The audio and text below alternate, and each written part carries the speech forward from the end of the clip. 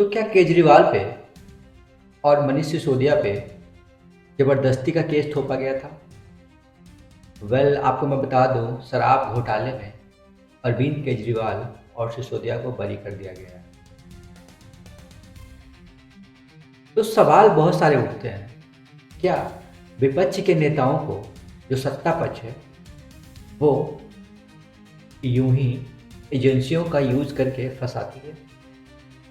सवाल ये भी उठता है, कोर्ट के रुख पे भी सवाल उठता है। अगर आपके पास सबूत नहीं है तो आपने चार्जशीट कैसे दाखिल किया? किसी को आप इतने दिन जेल में कैसे रखा? सवाल बहुत सारे उठते हैं। आपको बता दूं, स्पेशल जज ने 600 पन्ने के आदेश में लिखा है कि दिल्ली शराब मामले में इतना भी सबूत नहीं है कि मुकदमा चलाया जा सके। मतलब 600 पन्नों का, समझ रहे हो? उसमें एक भी ऐसा नहीं मिला है उन्हें कि मुकदमा को आगे बढ़ाया जाए। इस फैसले ने मोदी सरकार की एजेंसियों को एक्सपोज करके रख दिया है। और ये हकीकत है, मोदी सरकार की जितनी एजेंसियां हैं, या सीबीआई, ईडी हो, जो भी हो, वो बिल्कुल हमेशा हमेशा हमेशा एक्सपोज होती है। और ये निकम्मे सरकार की इतनी से भी शर्म नहीं आती है, इतनी फटकार लगने के बाद भी अदालत से, जनता से, सबसे, फिर भी शर्म नाम की एक चीज नहीं होती। बीजेपी के प्रवक्ता सुधांशु वो मीडिया को ब्रीफिंग देते हैं और कहते हैं कि लोअर कोर्ट ने अभी मना किया, अब सीबीआई हायर कोर्ट जाएंगे, जो भी कानूनी दाव पेच होंगे वो चलेंगे। मतलब आप में एक्सेप्टेंस नाम की जो चीज होती है वो होता ही नहीं। न्यायिक व्यवस्था को भी एक्सपोज कर दिया गया है।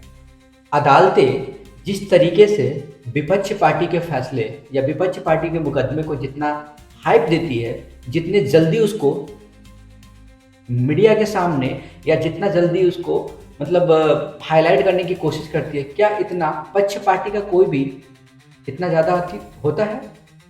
इसलिए हम बोल रहे हैं कि न्यायिक व्यवस्था को भी एक्सपोज कर दिया है। जिस तरीके से, जिस तरह से विरोधी नेताओं को फंसाया गया है और उस काम में तमाम संस्थाओं के साथ साथ गोदी मीडिया का इस्तेमाल हुआ है, वह शर्मनाक नहीं है?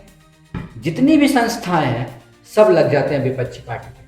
क्या घोटाले के जो मामले होते हैं सिर्फ विपक्षी पार्टी में ही है? क्या बीजेपी में जो है वो क्या दूध के धुले हुए हैं?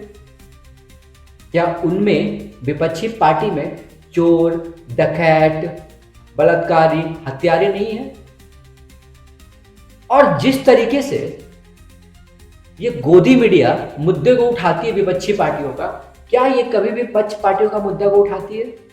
जिस तरीके से ये अपने हाथ खड़ा कर देती है जब भी पक्ष पार्टी की बात आती है, तो हाथ ऐसे खड़ा कर देती है और साइलेंट। क्या ये भविष्य के लिए खतरनाक नहीं है?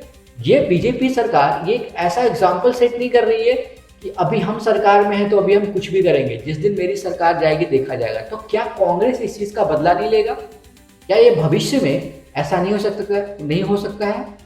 उम्मीद है केजरीवाल और सिसोदिया पे बरी होने पर लगे आरोपों को लोगों को समझ में आए कि सरकार ऐसा भी कर रही है और जनता जो है वो आंख खोले।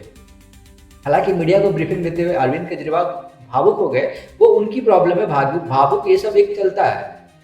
लेकिन क्या सिर्फ इलेक्शन जीतने के लिए? दिल्ली में इलेक्शन तो जीत गई बीजेपी, इलेक्शन का मामला तो गरमाया था वहीं से ना। आप किसी भी राज्य में जा रहे हो, उस पार्टी के किसी पार्टी विपक्षी पार्टी के होते हैं, या तो वो बिहार की बात हो, यूपी की बात हो, या फिर कहीं भी कोई भी स्टेट की बात हो, वहां आप यही खेल खेल रहे हैं। पहले उस पार्टी को उठाते हैं, उस पार्टी का एक नेता को उठाते हैं, उसको पकड़ते हैं। याद रखिए, कर्मा हमेशा लौट के आता है। आप जिंदा रहें या ना रहें, आपके जो लोग हैं वो इसके परिणाम भुगतेंगे। क्योंकि कोई भी सरकार बख्शेगा नहीं। जिस तरीके से आप किसी को परेशान कर रहे हैं, आप भी परेशान होंगे। लेकिन इसमें पिस कौन रहा है? इसमें परेशान कौन हो रहा है? आम जनता परेशान हो रहा है। बेरोजगारी से, भूखमरी से, शिक्षा से, स्वास्थ्य से, सब चीज़ से परेशान हो रहा है। आप तो केस डाल के इलेक्शन लड़ लेते हैं, फिर देश का जो पैसा होता है उस पैसे से ऐश मौज करते हैं, उसके बाद वो भी पैसा कम पड़ जाता है, आप स्विच बन जाते हैं या फिर आप बाहर जाते हैं, वहाँ से ऋण लेके आते हैं, फिर उस पैसे को एंजॉय करते हैं, भ्रष्टाचार में उड़ाते हैं, आप उस पैसे को निकालते हैं, फिर उस पैसे को आप जाके अकाउंट में जमा करते हैं, बाहर के अकाउंट में।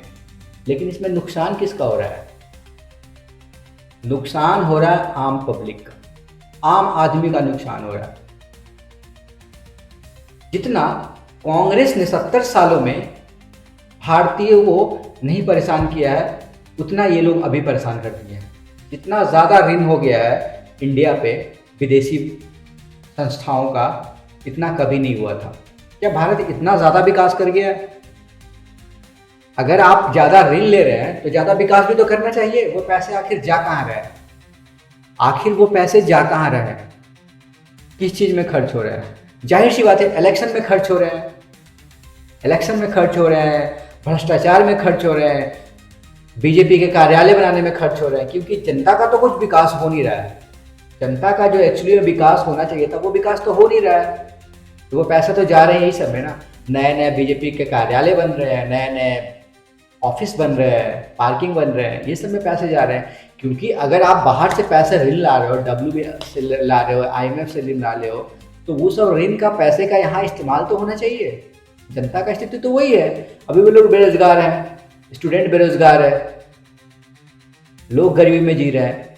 लेकिन आपने देश का गर्क करके रखा, बेड़ा गर्क कर। आप जुमलाबाजी कर रहे हैं, जितना भी इजराइल जाइए जुमलाबाजी, अमेरिका जाइए जुमलाबाजी। अगर धरातल पे देखें तो कुछ भी काम आप नहीं कर रहे हैं हिंदू मुस्लिम के अलावा।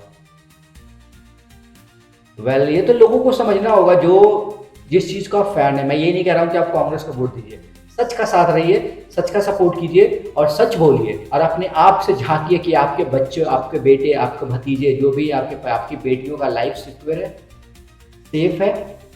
अपने लिए आवाज़ उठाइए। सरकारें आएगी जाएगी, अभी नहीं आ रही, 10 साल बाद आएगी, लेकिन 10 साल में आपका कितना विकास हुआ है, इस चीज़ पे गौर कीजिए।